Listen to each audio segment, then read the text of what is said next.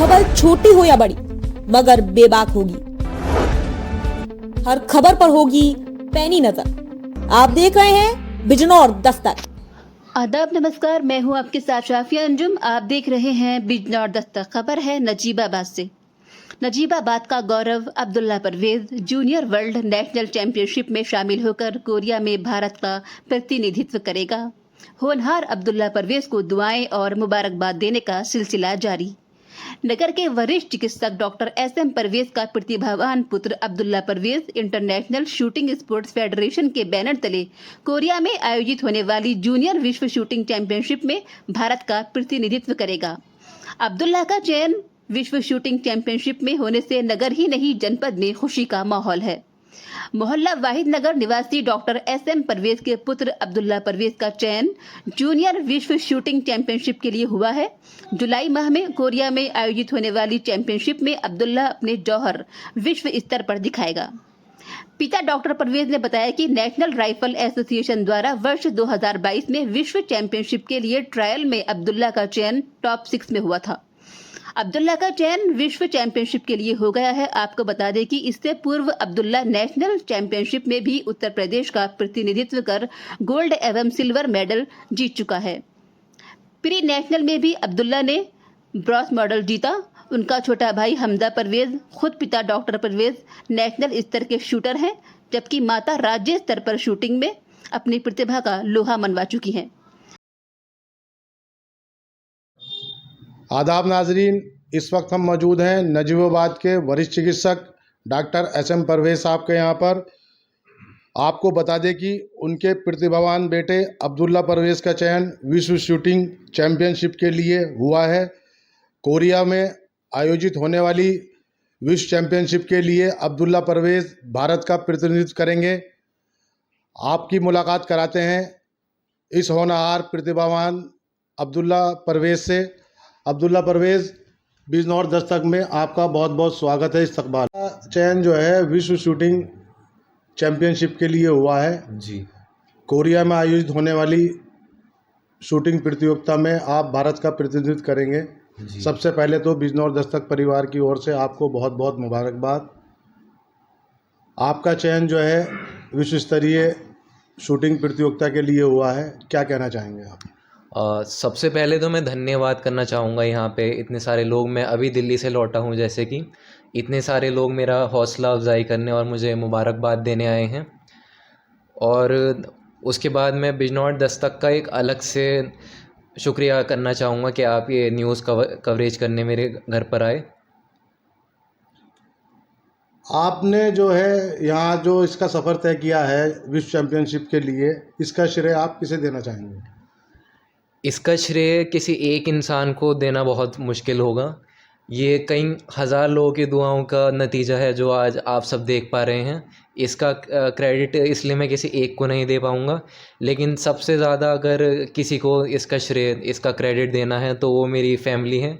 Family में भी पापा को ज़्यादा, क्योंकि जो मेरे बेसिक्स हैं वो पापा ने ही बनाए हैं शूटिंग के, और बाकी मम्मी और भाई का काम जो रहता है वो पीछे से सपोर्ट देने का रहता है। अब्दुल्ला, यहाँ पर जैसे मुझे जानकारी मिली है कि यहाँ पर शायद जनपद बिजनौर में कोई शूटिंग रेंज नहीं है। जी। इसके बावजूद, कम संसाधनों के बावजूद आप यहाँ तक कैसे पहुँचे? जैसे कि आपने बताया कि बिजनौर में शूटिंग रेंज नहीं है, असल में हमारे प्रदेश में ही और खेलों को लेकर भी इतनी जागरूकता नहीं है। लेकिन क्योंकि मेरे घर में पहले से गन्स थी, राइफ़ल वगैरह थी, तो बचपन से क्रेज़ रहता है उनको चलाने का, तो धीरे धीरे करके उनको चलाते चलाते फिर मैंने कॉम्पिटिशन्स में पार्टिसिपेट करना शुरू करा। लेकिन फिर भी ऐसी राइफ़ल्स नहीं थी जिनसे प्रोफेशनल कॉम्पिटिशन्स में पार्टिसिपेट किया जाए। तो पापा ने मुझे एक एयर राइफ़ल को डमी की तरह यूज़ करवाते थे। फिर मैंने उस डमी एयर राइफ़ल को यूज़ करके राइफ़ल कैटेगरी में 50 मीटर राइफ़ल कैटेगरी में क्वालिफ़ाई करा। फिर मुझे लाइसेंस प्रदान किया गया माननीय डीएम साहब के द्वारा। फिर मैंने अपनी राइफ़ल इंपोर्ट करी, उसके बाद फिर मेरा कैरियर और आगे जा पाया। अब्दुल्ला, इससे पहले आपने कौन कौन सी प्रतियोगिताओं में, किस लेवल की प्रतियोगिताओं में प्रतिभाग किया है? इससे पहले मैं 4 नेशनल लेवल की प्रतियोगिताओं में भाग कर चुका हूं, जिसमें 2 में मेरे नेशनल मेडल हैं, 50 मीटर राइफ़ल प्रोन में और 300 मीटर राइफ़ल प्रोन में, जो बिग बोर कैलिबर में होता है। उसके अलावा मैं 3 बार वर्ल्ड कप के सिलेक्शन के लिए एलिजिबल हो चुका हूं, मतलब मेरा ट्रायल के लिए सिलेक्शन हो चुका है। उसके अलावा उससे पहले बहुत सारी स्टेट लेवल की एंड डिस्ट्रिक्ट लेवल की कॉम्पिटिशन्स जो रहते हैं, उनमें मेरे बार बार मेडल आते रहे हैं। अब्दुल्ला, जैसे जानकारी मिली है कि आपने इंटर तक पढ़ाई की है, जी इसके बाद आप शायद नीट की तैयारी कर रहे हैं। जी। शूटिंग, राइफल शूटिंग और नीट दोनों अलग अलग हैं। इसके जी। लिए आपने कैसे जो है इसे शूटिंग के लिए आपने जो है चुना इसको? मैं झूठ नहीं बोलना चाहूँगा, बहुत ज़्यादा मुश्किल होता है दोनों को एक साथ बैलेंस करना। एक टाइम पे शूटिंग या एक टाइम पे नीट के लिए तैयारी करना बहुत ही ज़्यादा अपने आप में मुश्किल है। दोनों पे इतना अच्छा फोकस नहीं हो पाता है, टाइम नहीं करना पड़ता था, कभी पढ़ाई कभी शूटिंग, ये सच है। मैं ये नहीं कहूँगा कि दोनों पे मैंने बहुत ज़्यादा मेहनत करी। मेहनत दोनों में से किसी पे इतनी ज़्यादा नहीं हुई है। जो आपके सामने आज ये रिज़ल्ट है, ये मैं अपने से ज़्यादा लोगों की दुआओं को देना चाहूँगा। अब्दुल्ला, आज सोशल मीडिया का ज़माना है। जी इस सोशल मीडिया के दौर में बच्चों के हाथ में मोबाइल है और आपने इन सबको एक तरफा करते हुए शूटिंग में वो मुकाम हासिल किया है जिस पे नजीबाबाद ही नहीं, पूरा बिजनौर जो है फ़ख्र हासिल कर रहा है। ऐसा कैसे हुआ है?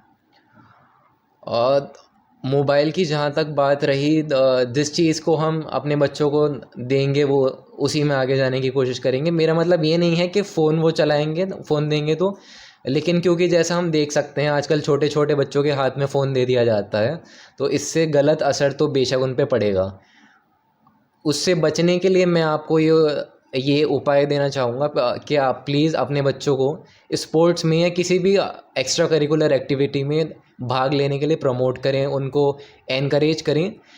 जब वो पार्टिसिपेट करेंगे, अच्छा बुरा कैसा भी परफॉर्मेंस उनका आएगा, परफॉर्मेंस धीरे धीरे करके बेटर होता जाएगा। जैसे जैसे उनका परफॉर्मेंस बेटर होगा, उनकी रुचि उसमें खुद बढ़ती जाएगी और दूसरे डिस्ट्रैक्शन से वो खुद बचते जाएंगे।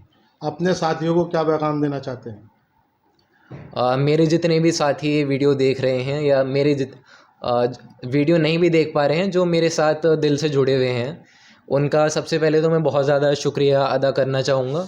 उसके अलावा मैं आपसे कहूँगा कि आप प्लीज़ अपने एक कोई भी गोल हो, मुझे नहीं पता आपका गोल क्या है, वो कोई करिकुलर एक्टिविटी हो सकती है, स्पोर्ट हो सकता है या एजुकेशनल फील्ड में कुछ भी हो सकता है।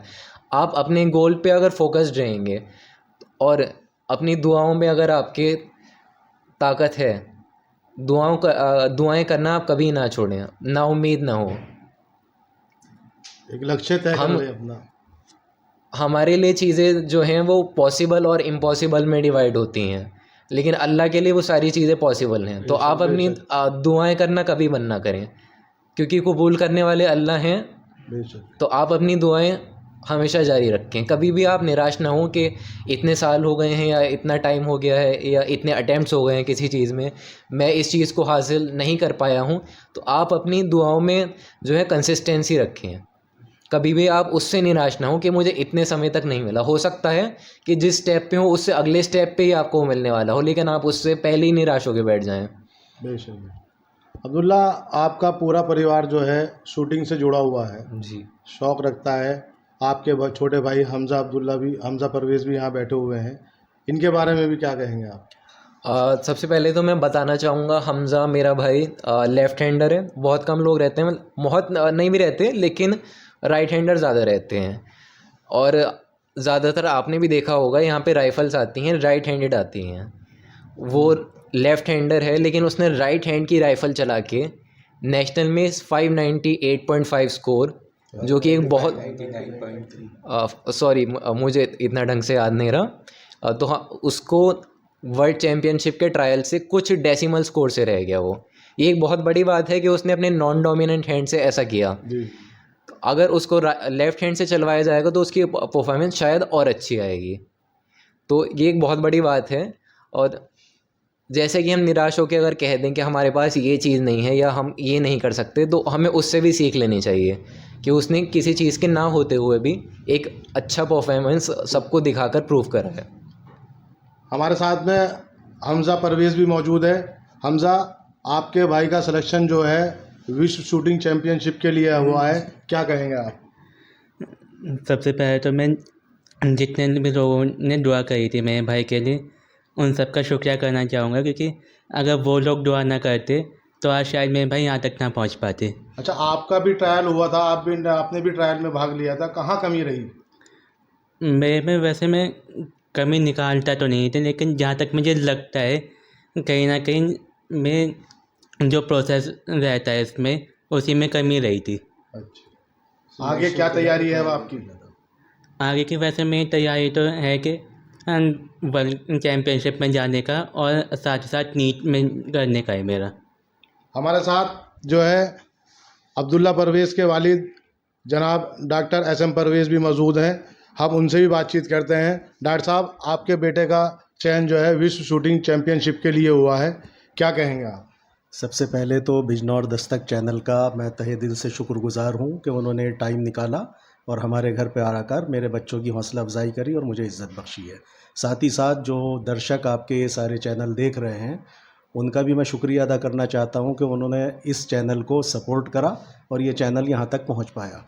जहाँ तक है मेरे बेटे की परफॉर्मेंस का सवाल और इसके नेशनल शूटिंग टीम में सिलेक्शन का सवाल, तो ये खुशखबरी खाली मेरे लिए नहीं है, ये फ़ख्र की बात पूरे नजीबाबाद के लिए, हर उस बच्चे के लिए है जो दूसरों को देखकर खुश होता है, दूसरों की तरक्की पर ताली बजाता है। ये हर उस बड़े के लिए है जिसे अपने बच्चे की तरह अब्दुल्ला में अपना छोटा बच्चा नज़र आता। ये हर उस भाई के लिए खुशखबरी है जिसे अब्दुल्ला में अपना भाई नज़र आता है। तो ये सारी खुशखबरी मैं सब लोगों के साथ शेयर करना चाहता हूँ, पूरे नजीबाबाद के साथ, पूरे बिजनौर के साथ, पूरे यूपी के साथ, और इंशाल्लाह ये खुशखबरी जब ये आगे बढ़ेगा तो पूरे मुल्क के साथ शेयर होगी। डॉक्टर साहब, जैसे जानकारी मिली है, आपने भी बताया था कि यहाँ पर बिजनौर जनपद में शूटिंग रेंज नहीं है, इसके लिए आपकी तरफ से क्या प्रयास रहेंगे ताकि और प्रतिभाएं भी जो है वो सामने आए? ये पूरी तरीके से सही बात नहीं है। बिजनौर जनपद में 2 शूटिंग रेंज हैं। एक डिस्ट्रिक्ट राइफल एसोसिएशन की शूटिंग रेंज थाना इमपुर दीपा के पास में है, लेकिन वहाँ पर इस लेवल की शूटिंग रेंज नहीं है जहाँ पर कोई कॉम्पिटिटिव एक्टिविटी आप रेगुलर चला सकें। वो कभी कभार डिस्ट्रिक्ट लेवल के कंपटीशन होते हैं तो उस शूटिंग रेंज को थोड़ा मेंटेन करा लिया जाता है और ज़िला स्तर के वहाँ पर शूटिंग चैम्पियनशिप ऑर्गेनाइज हो जाती है। दूसरी यहाँ पर एयर राइफ़ल शूटिंग रेंज जो हमारा बिजनौर का नेहरू स्टेडियम है, उसके अंदर एक एयर राइफ़ल शूटिंग रेंज है, लेकिन वो 10 मीटर की शूटिंग रेंज है। यहाँ 50 मीटर की राइफ़ल की या 300 मीटर बिग बोर राइफ़ल की कोई कंपटीशन लेवल की शूटिंग रेंज नहीं है जिसमें बच्चे सीख कर आगे बढ़ सकें। और एक सीधी सी बात है, अगर आपका टारगेट ओलंपिक में जाना है तो आपको उसी ओलंपिक जैसे एटमॉस्फेयर में ही प्रैक्टिस करना आपके लिए फ़ायदेमंद रहेगा, वरना आप अपना टाइम ख़राब करेंगे। सजेशन मेरा ये है कि जिस इलाके से कोई बच्चा अगर परफॉर्मेंस करता है, आगे बढ़ता है, तो ये उस इलाके के जो समाज सेवी संगठन है उन्हें भी सोचना चाहिए। और प्रशासन से भी मेरी अपील ये रहेगी, खाली शूटिंग के बारे में नहीं है, हमारे ज़िले से कोई भी बच्चा अगर किसी स्पोर्ट्स में आगे निकलता है तो उसके प्रमोशन के लिए जो कुछ प्रशासनिक स्तर पर हम प्रोवाइड करा सकते हैं वो हमें प्रोवाइड कराना चाहिए। बहुत बहुत शुक्रिया डॉक्टर साहब, बिजनौर दस्तक के लिए आपने इतना कीमती वक्त दिया। हमारी दुआएं अब्दुल्ला के साथ हैं, इंशाल्लाह ये कोरिया से जीत कर आए और नजीबाबाद का नाम क्या पूरे इंडिया का नाम विश्व स्तर पर रोशन करे। शुक्रिया।